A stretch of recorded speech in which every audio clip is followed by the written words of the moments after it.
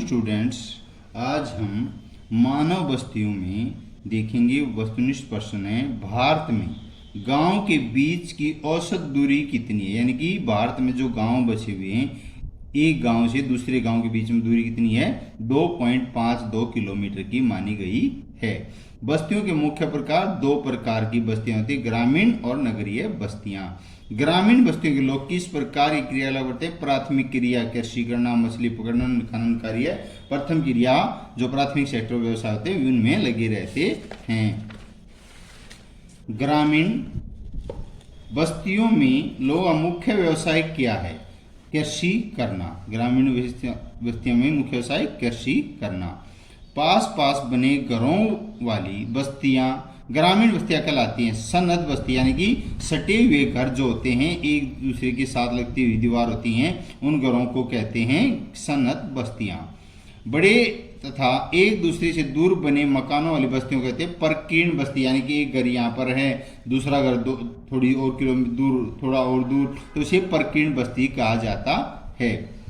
भारत के उत्तरी मैदान में किस प्रकार की ग्रामीण बस्तियां पाई जाती है? गुच्छित बस्तियां पाई जाती है। उत्तरी मैदान में गुच्छित बस्तियां पाई जाती हैं। भारत में 500 से कम जनसंख्या वाले गांव का क्या अनुपात है?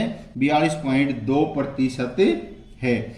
उच्च भूमियों, पर्वतीय क्षेत्रों, मरुस्थलीय भागों में किस प्रकार की बस्तियां पाई जाती हैं? विकसित बस्तियां पाई जाती हैं। उत्तरी भारत के किस राज्य में गांव के मध्य दूरी सबसे अधिक है? जम्मू कश्मीर राज्य में सबसे ज्यादा दूरी है गांव से, एक गांव से दूसरे गांव के बीच में, क्योंकि वहां पर पहाड़ी है, तलहटी है, घाटियां हैं, इस कारण से घाटियों में दूर दूर तक गांव बसे हुए हैं।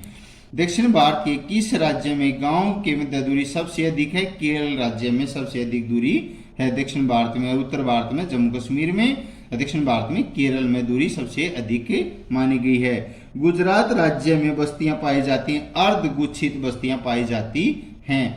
किसी तालाब के किनारे बसी बस्ती की आकृति कैसे? गोलाकार, जैसे तालाब गोल होता है उसके चारों तरफ मकान बनाए जाते हैं तो गोलाकार बस्ती कहा जाता है।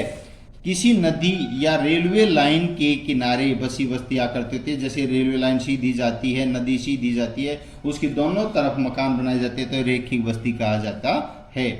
1 लाख से कम जनसंख्या वाला केंद्र कहलाता है नगर कहलाता है। जिन नगरों की जनसंख्या 10 से 50 लाख तक हो कहलाते हैं महानगर कहलाते हैं। 50 लाख से अधिक जनसंख्या वाले नगर कहलाते हैं वृहत नगर कहा जाता है। भारत की जनगणना विभाग के अनुसार किसी नगर की न्यूनतम जनसंख्या कितनी होनी चाहिए? कम से कम 5000 होनी चाहिए। भारत के जनगणना विभाग के अनुसार किसी नगर में जनसंख्या का न्यूनतम घनत्व कितना होना चाहिए? 400 व्यक्ति प्रति वर्ग किलोमीटर होना चाहिए। प्रथम वर्ग के नगर में कितनी जनसंख्या होनी चाहिए? 1 लाख से अधिक होनी चाहिए। 1 लाख से ज्यादा जनसंख्या है तो मेट्रोपॉलिटन मेगा नगर हो जाते हैं। नगरीय जनसंख्या कितने प्रकार की होती है? 3 प्रकार की होती है। इलाहाबाद किस प्रकार के युग का नगर है? मध्य युग का नगर कहा गया। इलाहाबाद उत्तर प्रदेश का मध्य युग का नगर कहा गया है। पाटलिपुत्र किस प्रकार के युग का नगर है? प्राचीन है, बहुत समय पहले से ही है प्राचीन, यानी पाटलिपुत्र बिहार के अंदर है, पटना पाटलिपुत्र बिहार। दार्जिलिंग किस प्रकार? दार्जिलिंग ये पश्चिम बंगाल में। दार्जिलिंग किस प्रकार का खनन नगर है? निम्नलिखित में कौन सा औद्योगिक नगर है? जमशेदपुर औद्योगिक नगर है मध्य प्रदेश के अंदर। विशाखापट्टनम किस प्रकार नगरों में आता? परिवहन नगर, यानी विशाखापट्टनम एक बंदरगाह भी है, ये आंध्र प्रदेश राज्य में है, परिवहन के लिए है। भारत में मलिन बस्तियां की जनसंख्या अनुपात सबसे अधिक है। मलिन बस्ती वृहत मुंबई में, यानी सबसे मलिन बस्ती धारावी बस्ती मुंबई के अंदर है। महाराष्ट्र मुंबई के अंदर सबसे मलिन बस्ती धारावी बस्ती। भारत में मलिन बस्तियों की जनसंख्या अनुपात सबसे कम कहां पर है? पटना बिहार के अंदर। देश का सर्वाधिक जनसंख्या वाला महानगर कौन सा? सबसे बड़ी बंदरगाह महाराष्ट्र के अंदर है। पाकिस्तान की सीमा सटे सबसे निकट स्थित भारत का एक महानगर अमृतसर पंजाब का है। ये सबसे निकट पाकिस्तान से लगता है अमृतसर पंजाब। भारत के उत्तरी विशाल मैदान में किस प्रकार की ग्रामीण बस्तियों की बहुलता है? गुच्छित या समूहित बस्तियों की। सामान्यतः दक्षिणी पठारों पर गांव के मध्य की, यानी पठार जो दक्षिण का पठार, दक्कन का पठार त्रिभुजाकार में, यहाँ पर गांव की दूरी कितनी है? 3 किलोमीटर की दूरी पाई जाती है गांव से दूसरे गांव के बीच में। प्रेक्षित बस्तियां प्राय किस प्रकार के पर्यावरण में पाई जाती हैं? प्रेक्षित बस्तियां प्राय उच्च भूमियां, पर्वतीय क्षेत्रों, मरुस्थलीय भागों में पाई जाती हैं। सामान्य रूप से भारतवर्ष में गांव के मध्य औसत दूरी कितनी है? 2.5752 किलोमीटर मानी गई है औसत आम। 2001 की जनगणना अनुसार भारत में कुल कितने नगर थे? 5161 नगर थे।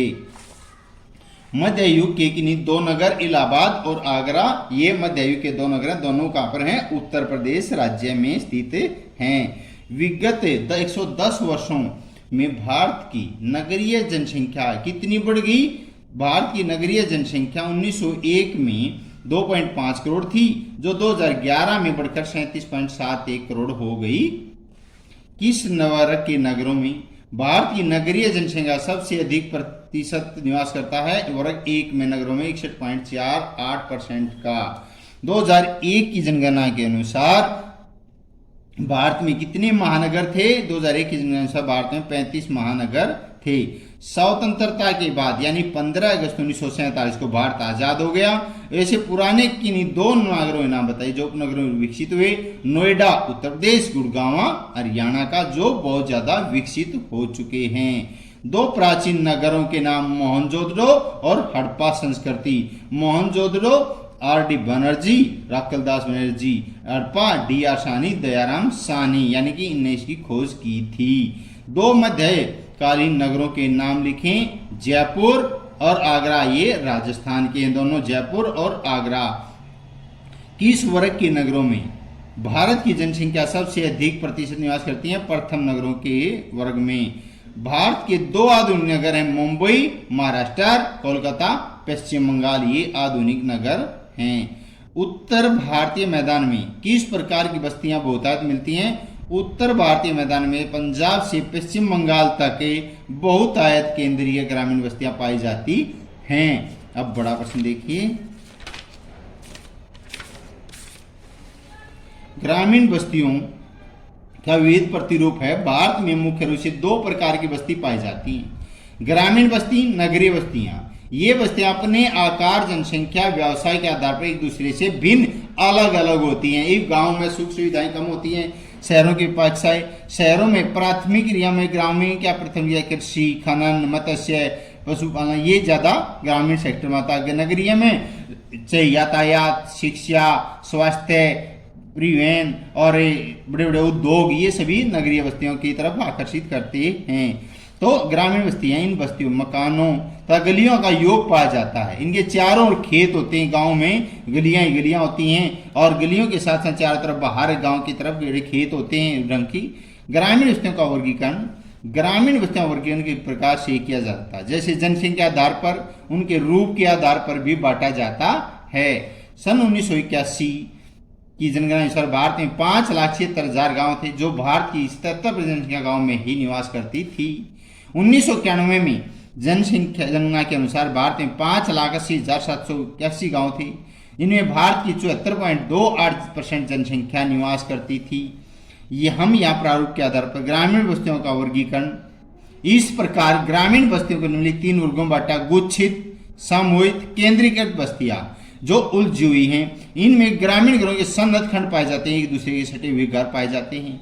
इन सन्नत खंडों की घरों में टेढ़ी मेढ़ी तंग गलियां, छोटी पतली भीड़ी गली पाएंगी, टेढ़ी मेढ़ी पाएंगी। सामान्यतः इन बस्तियों के एन विन्यास और रेखिक, आयताकार, एल आकृति, कभी कभी आकृतिहीन, कोई भी आकृति नहीं होती, या रेखिक हैं, गोलाकार हैं, एल आकार, कोई भी आकृति नहीं होती गांव में। अर्धगुच्छित हैं, ऐसी बस्तियों में सामान्यतः एक छोटा परंतु सुसंत केंद्रक होता है, जिसके चारों छोटे आवास मुद्रिकाओं में बिखरे होते हैं।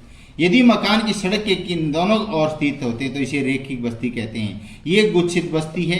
ये देखो कति बिल्कुल उलझी हुई है, यानी कि खेत, चारों तरफ खेत हैं और बीच में मकान एक दूसरे से बिल्कुल सटे हुए हैं, उपजाऊ मैदान के साथ। अंदर और कुछ नहीं, गलियां जारी हैं और छोटे छोटे मकान बने हुए हैं। तो ये है परीक्षित बस्तियां। परीक्षित बस्तियां में खेत हैं, यहाँ घर हैं, 4-5 घर, यहाँ 4, यहाँ हैं 4-5, यहाँ है, बीच में 4, और दूर दूर तक पर्वतीय या सूक्ष्म भूमि यानी पर्वत पहाड़ों पर, घाटियों में, तलहटियों में ऐसे घर पाएंगे। सूक्ष्म यानी राजस्थान में भी, जहां पानी राजस्थान में मिल गया, सूक्ष्म भूमि में जहां पानी दिखाई देगा वहां ही मकान बन जाते, वरना सूखा है और वहां पर मकान कोई नहीं बनाता। परीक्षित और एकांक की बस्ती, इस प्रकार की बस्तियों में छोटे छोटे हैमलेट एक बड़े क्षेत्र दूर दूर बिखरे होते हैं। इसका कोई अभिन्यास यानी प्लान भी नहीं होता। इन बस्तियों में केवल कुछ ही घर होते हैं। ग्रामीण बस्तियों प्रकार में निर्धारित करने के लिए कई कारक जिम्मेदार हैं, जैसे भौतिक कारक, सांस्कृतिक कारक तथा ऐतिहासिक कारक हैं कि आप घर पर रहें, सुरक्षित रहें, सचेत रहें। धन्यवाद।